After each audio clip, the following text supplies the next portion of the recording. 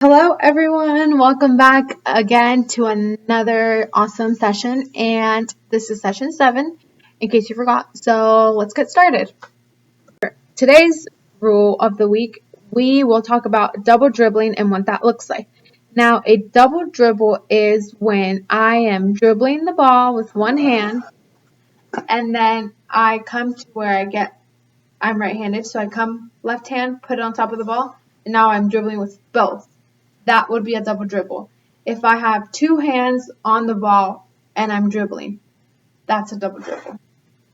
So here we're going to be talking about moving off the ball and you're moving away from the scoring area.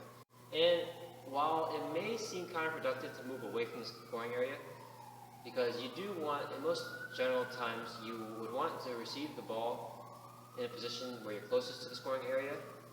That way you have to travel less distance and can get off a quicker shot that's closer to the basket. And when you're closer to the basket, you tend to have a higher percentage of your attempts made. Oftentimes, all the help defenders will be inside the paint. And inside the paint, it'll be really congested. So if you're having trouble getting open inside the paint, you can do a fake in the direction toward the basket and then bolt outside of the perimeter. So by doing so, you're less of a threat and it's less urgent for the defense to follow you out. Well, they typically would follow you out, but if you do it suddenly and your timing is correct, then you can create a good amount of separation to get open and might even have enough time to get a shot off. So here's how it looks. So right here, the black dummy is a defender, and I'm being tightly marked inside the paint. So I might be a little lackadaisical, and that way he doesn't anticipate a sudden movement. So I'm here, I'm going to move this way, here.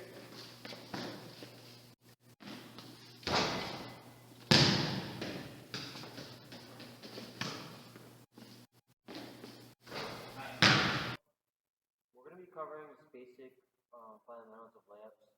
So you want to be traveling at a speed that's under control. You don't want to be going too fast. If you go too fast, a lot of times it makes the execution of the layup a lot harder.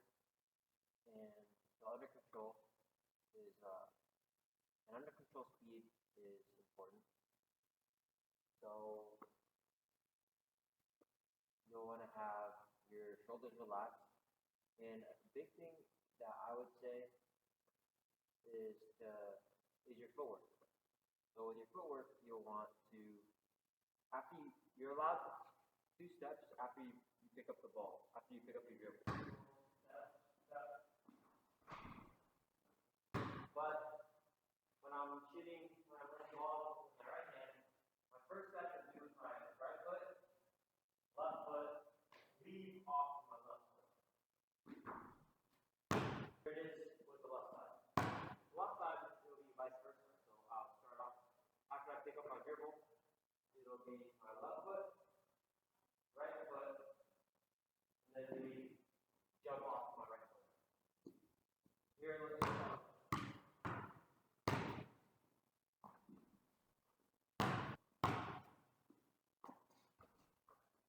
Recap. The biggest things is you want to be traveling at an under control speed. You want to make sure. Sometimes I prefer to have 2 hands on the ball in case I change my mind and I want to pass the ball. Or because if you only have 1 hand on the ball, it might be you have less. Especially for me, I have small hands. It might be easier to strike that. So if you have 2 hands, it's easier to maneuver the ball away from opponent hands. And lastly is your footwork. You want to step. If you're laying up with your right hand, after you pick up the ball, step to your right, step to your left, jump off your left. You're laying up with your left hand, pick up your dribble, first step to your left, second step to your right, jump off to your right. I'm going to cover change of pace dribbling, and this is going to help you get out of control situations.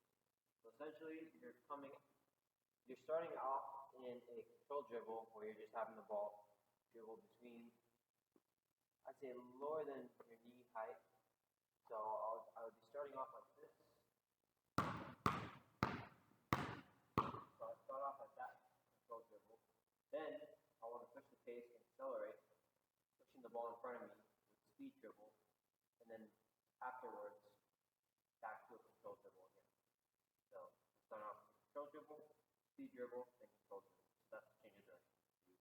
Slow, accelerating, back under control again. Here's how.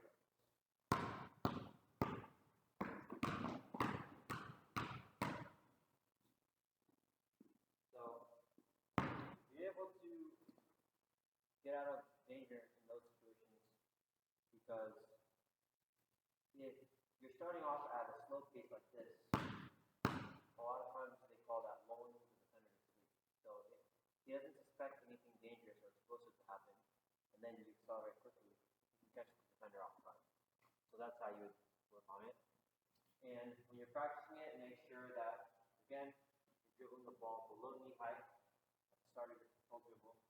Get your offhand in a position to protect the ball and make yourself bigger.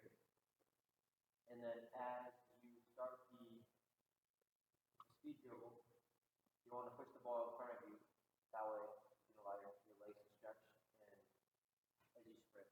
And then after you burst 5-10 yards, you want to regain control, back at the dribble over your knee, use your offhand to protect the ball.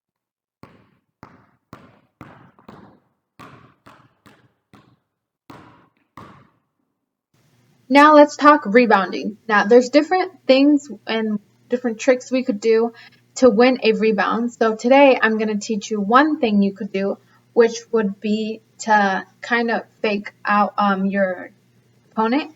So if I am on offense, my teammates have the ball, my teammate just shot the ball, and my opponent is facing me, so we're both facing each other.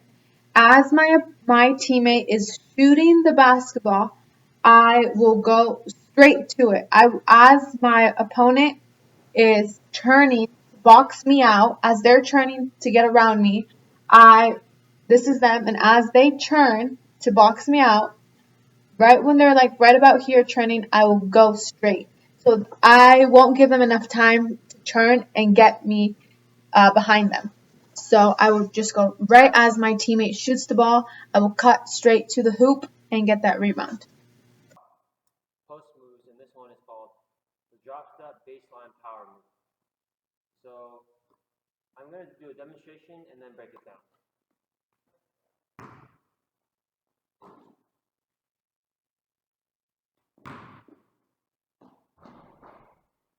That move consisted of jumping as I catch the ball.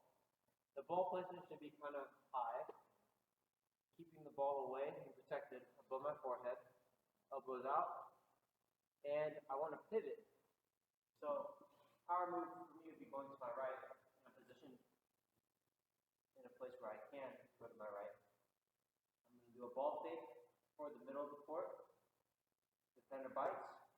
I'm going to read the defender's momentum as he comes off of this shoulder. I'm going to pivot, get my leg in a position where I'm around him.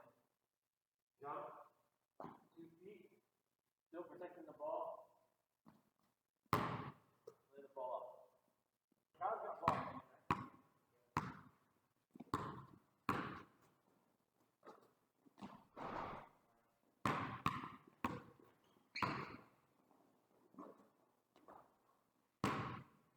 Now let's talk a little bit of defense and why it's important to always be aware of what's going on around you.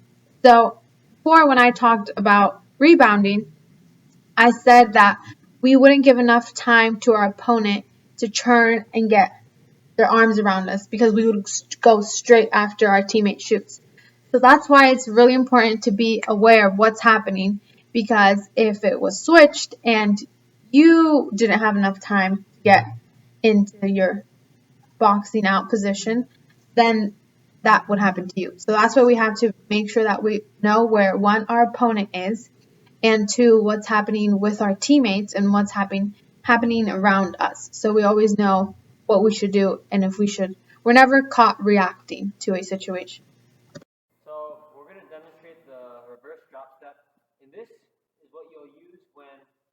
you're defending and they attack and run past your lead foot. This is what's called a reverse drop step. So here we're going to demonstrate and then break it down.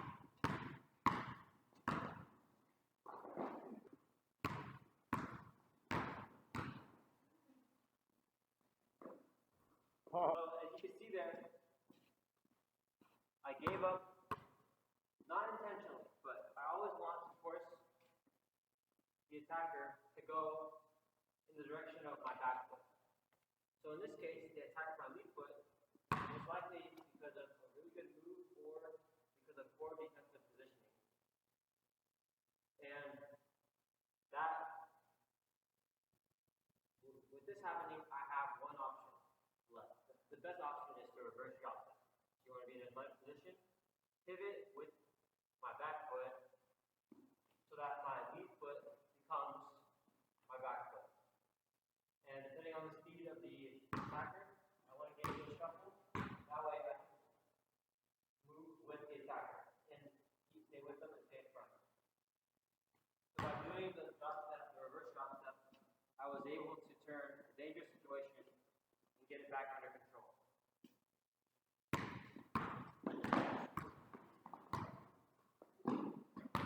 Let's talk about something that will probably happen, and that is when you lack motivation. Now, this tends to happen when it's towards the end of the season or midway season where you kind of feel like, oh, I don't want to go to practice, I don't want to go outside and train, or I don't want to do these things on my own. And when that happens, we want to make sure we reach out to teammates and say, hey, this is how I'm feeling. So we as a team can help each other and bring each other up. Or you could reach out to your coach and tell your coach how you're feeling and have a conversation with them, and hopefully you guys can come up with a plan or figure something out to where you'll grab that inspiration again and feel motivated to want to go outside and train or go to practice, watch videos, do little things that will keep improving your game.